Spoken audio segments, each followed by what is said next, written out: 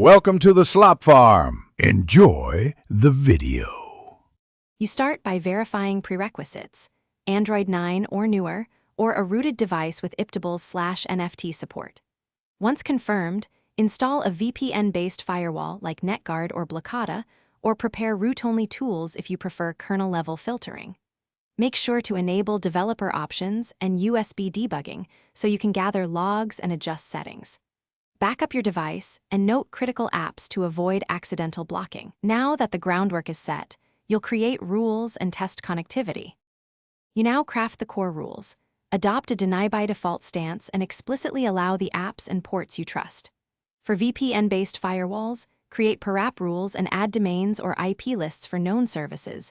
For root iptables, write chain rules with clear comments. Once configured, test across networks, toggle Wi-Fi and mobile data, simulate airplane mode, and use logs to confirm allowed traffic and dropped packets. If an app breaks, relax its rule temporarily while you diagnose.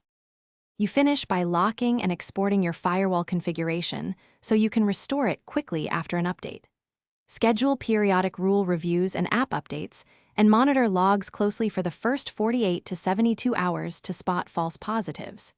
If something fails, capture firewall logs, network traces, and app crash output. Then revert to the backup config while you fix the specific rule. Remember, incremental changes and testing prevent wide outages, so make small. Thanks for watching.